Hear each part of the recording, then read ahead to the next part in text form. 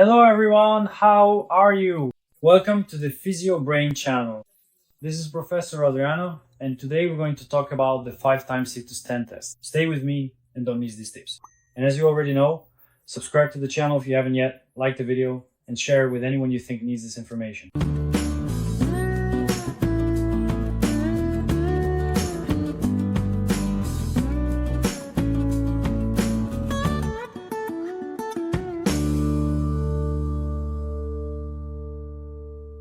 So guys, we've been bringing some videos about physical motor assessment and physical exercises, right? The channel has a lot of content and I hope you're enjoying it and making the most of it.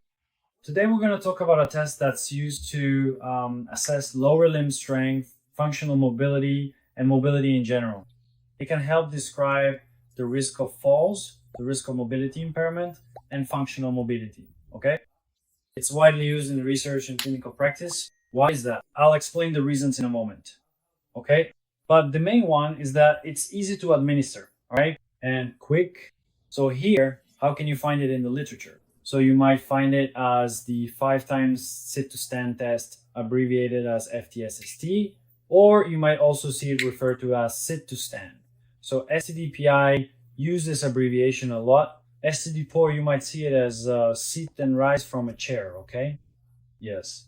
And it can be used, you'll find versions, so to speak, of the sit to stand test done 5 times, 10 times, or for 30 seconds continuously, okay? But what is it that I want to explain here? Basically want to explain how the test is done and what the main benefits are, what it tells us, okay? So I'm even going to erase these labels here so I can explain the test itself better, okay? And how it's done, and how you can do this in your daily life, because you don't need any special equipment, nothing expensive. You just need a stopwatch. It could be on your phone, on your computer, an actual stopwatch, or even just a regular watch, and you also need a chair. So basically, you're going to need a chair here. We have a beautiful, wonderful chair, as you can see, without armrests. Then you have your subject sitting there with their feet and arms positioned like this. And what you're going to request, right? The way to perform the test is basically you ask this person to stand up. So let's see how I'm going to do this here. They're going to slowly and carefully stand up from the chair, making a conscious effort not to use the chair for any kind of significant support. Sometimes in certain situations, might the person genuinely need some additional support? Yes, indeed, they very well might, right? If you're conducting scientific research, like a master's or doctoral study, or any postgraduate or undergraduate research, you'll need to follow a reference, find a reference that fits your study, and you'll have to stick to that. If it's 30 seconds, it has to be 30 seconds from beginning to end. If it's 5 repetitions, it has to be 5 repetitions from beginning to end. What you can't do is in the initial assessment, say the person can't use support, and then in the final assessment, allow it. So that will introduce bias into your research. So you need to follow the recommendations and references from start to finish.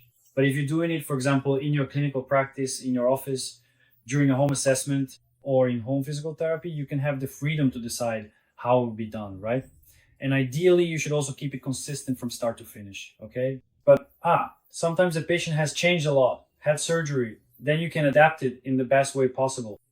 But ideally, and what I use the most and what the literature usually points to, is to recommend that the person sits without using their arms for support or the chair itself, and then they can cross their arms over their chest, or there are references where they keep their arms loose, but usually it's with the arms crossed here on the chest, and the person will go from sitting to standing and stand up, and sit down, stand up 5 times. So they will repeat this 5 times, or they can do it for 30 seconds.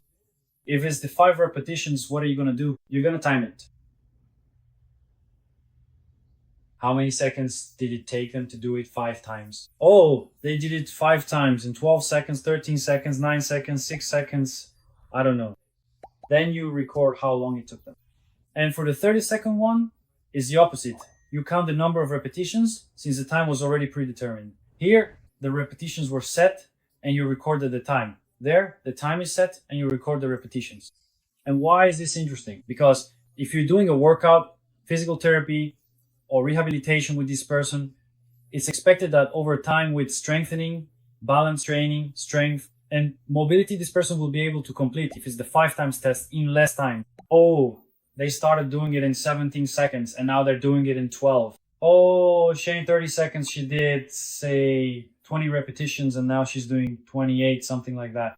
Anyway, then you can check if there are results, if it's appropriate for what you're prescribing. And this is a way to assess not only mobility, but it's also described as a way to assess strength and also lower limb power. There are references that support this. So the 5 times sit to stand test is basically that the person sits in a chair with their arms crossed, stands up, sits down, stands up, sits down.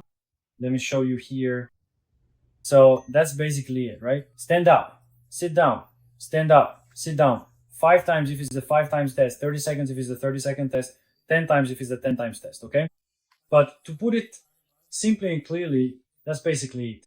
There are cutoff points that indicate, for example, that, for elderly people, if it takes more than a certain number of seconds, it means that this person has decreased muscle strength and a risk of falls, right?